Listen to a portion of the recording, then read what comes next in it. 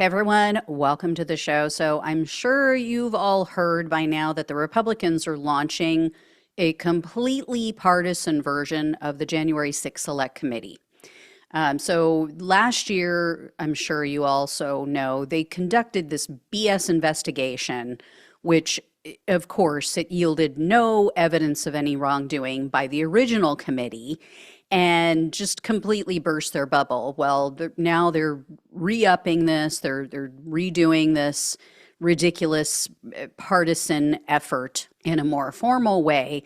But one person that you may have noticed they conspicuously didn't bother to interview last year, and they won't be interviewing even with this newly formed group, is Cassidy Hutchinson. And for those who don't remember, or maybe you didn't watch the televised hearings, Hutchinson was the star witness against the Trump administration. She was an aide to Donald Trump. She was an assistant to his chief of staff, Mark Meadows. So she just told all, and she knew a lot.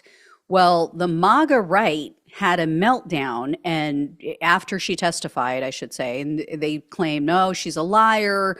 You know, they tried to dismiss everything that she said as being that of a disgruntled employee who wasn't given a chance to continue working for Trump, which it's complete and utter nonsense because she was offered an opportunity to work with Trump. Actually, that was dangled in front of her to keep her mouth shut.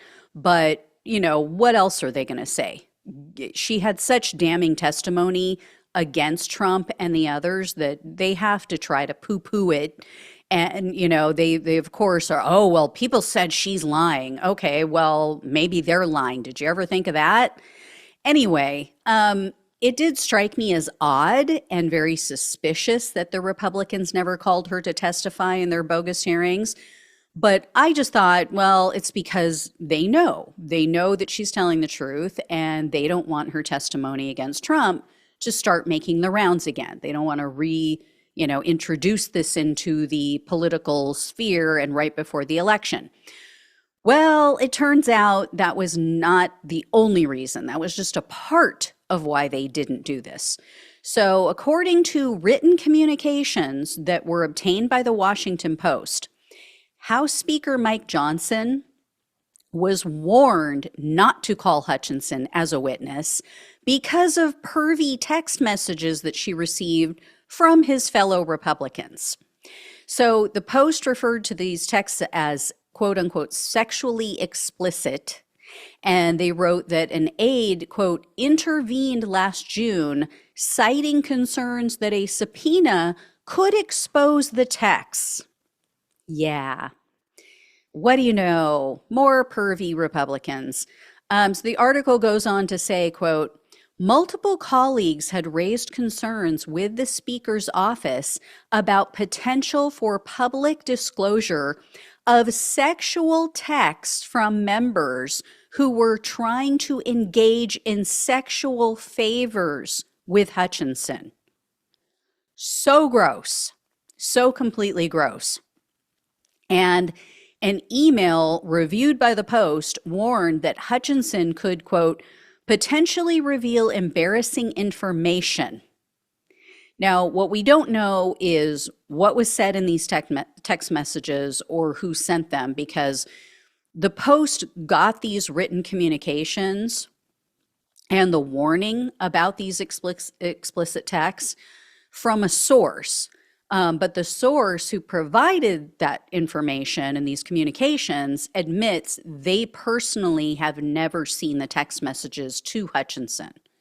So we don't know how bad they are, but they must be pretty bad. I mean, consider the fact that Trump is their president, right? Trump is the head of their party, and he has been legally adjudicated and called a sexual assaulter. I mean, a jury found him liable of sexual assault. And then you have Matt Gaetz and all the other pervs that have been outed on that side of the fence. So, I mean, they have to be pretty bad if this group, if the GOP, Trump's MAGA Republican Party doesn't want this stuff to come out.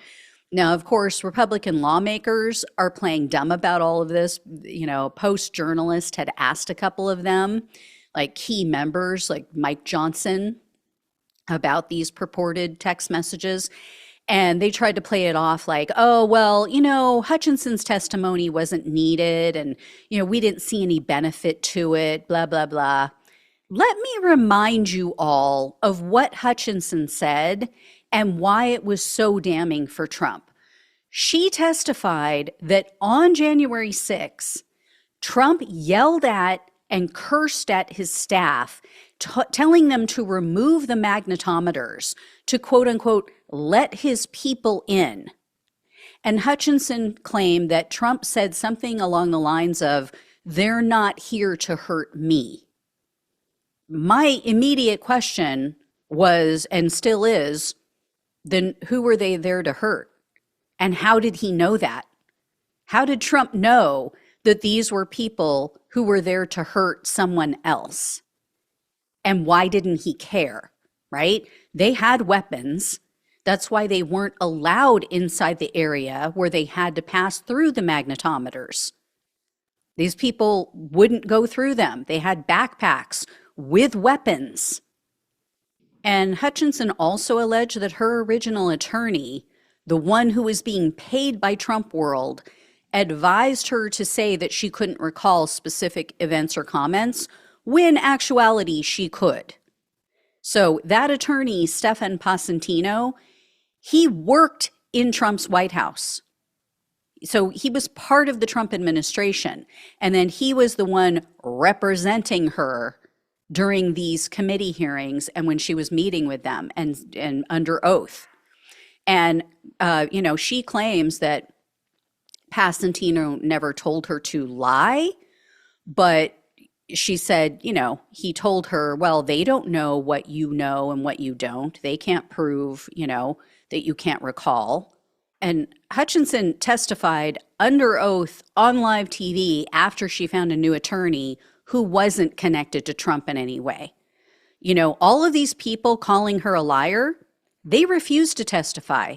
They didn't step up to the plate. This is why I say, woman up, grow a pair of ovaries, guys, because you're all burying your heads. You're all hiding and talking to the press, but you refused. All of these men, quote unquote, I'm using that term very loosely for this group, Mark Meadows, all these other people, these Secret Service agents, these manly Secret Service agents who are supposed to be such tough guys, they're all calling her a liar. Not one of them had the ovaries to step up and testify under oath. Wonder why that is.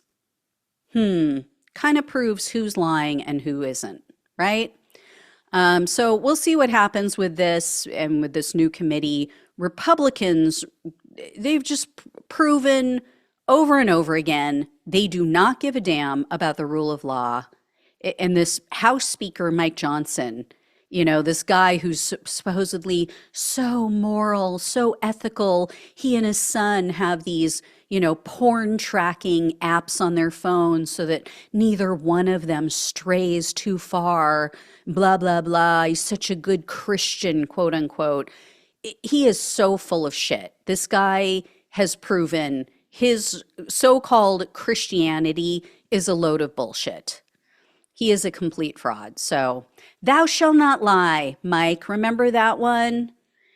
Anyway, I will let you all know when or if I hear more about this. Thank you so much for watching and listening. And if anybody knows Cassidy Hutchinson out there, would love to have her on the show. I'll give her a platform. She can speak here. So anyway, again, thank you all so much. Please like this video. Please share it with everyone you know so they understand that these GOP members are a bunch of pervs hitting on, 20 and 21-year-old young women. And their text messages are so bad that they can't be seen by the general public. Anyway, like I said, please please share, subscribe if you have not. If you can donate, really, really appreciate it. Love you all. Take care. Talk with you soon.